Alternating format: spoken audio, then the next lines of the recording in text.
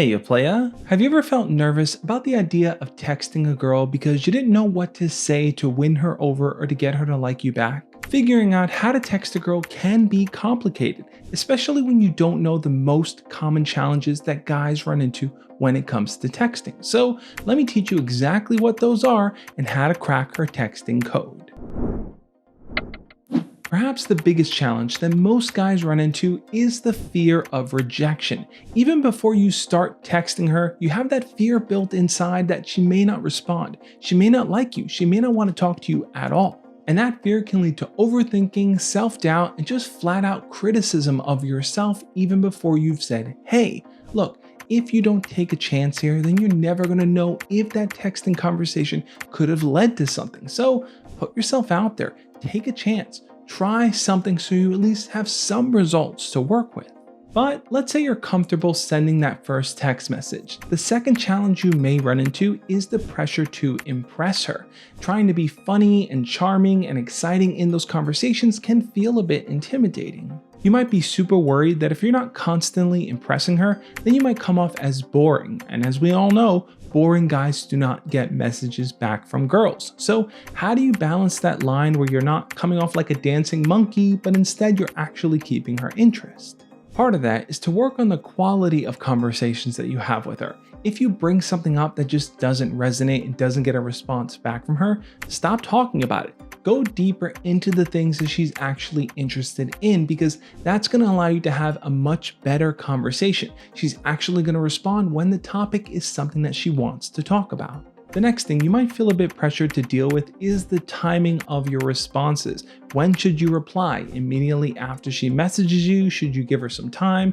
This is always something that a lot of guys worry about because they don't want to come off as too needy, but they also don't want to come off as too distant. My philosophy on timing is this. Give yourself a window throughout the day where you're actually going to respond and be a bit more responsive. Anything outside of that window, you do not text her back. Meaning, at a certain time of night, you stop responding. Until a certain time in the day, you don't text her. The purpose of this is to show her that you're a pretty busy guy, you have a lot going on in your life, as well as helping you to relieve a bit of that anxiety about feeling that pressure like you need to respond back immediately.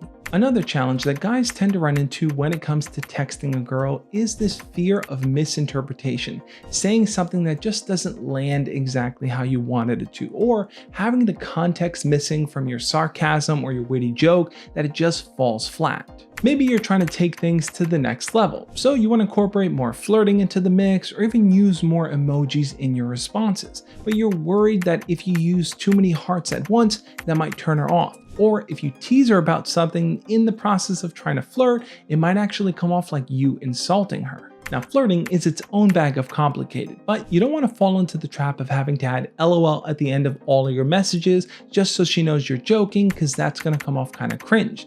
Instead, what you want to do is to change up the format of how you message her. That means sometimes sending her text messages, sometimes sending audio notes, or even video clips. If you want to convey something that's a little bit more sarcastic in tone, record an audio note of yourself saying it. If you want to show her something or show her a cool place that you're at, record a video clip of you. Changing up the medium and style of how you message her is going to show her that you're thinking about her in lots of different ways, and you have multiple ways to communicate, which is going to make the conversation a lot more fun. But perhaps the biggest challenge that you're going to run into when it comes to texting, and the thing that makes it so complicated, is the fact that it is lacking non-verbal cues that you can really only get when you're in person with someone.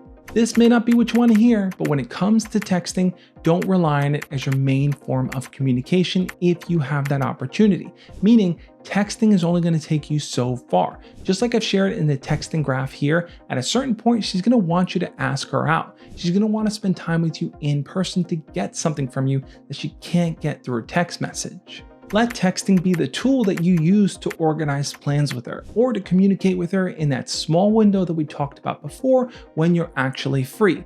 Don't allow it to consume you, because if you do, you're going to overanalyze every single message. You're going to overanalyze how often you should talk to her. You're going to worry about what you should say, how you're saying it, what she's saying, how to keep the conversation interesting. All that time spent in that anxiety mode when you can actually be in an action mode asking her out. I know you probably feel like she's not really in a place to hang out with you just yet, and you need to text a little bit longer, which is totally fine. But if you're spending more time worrying about what to text her than you are making plans, you need to find a way to flip that model. Remember, everything is small steps, so work on your texting conversation skills.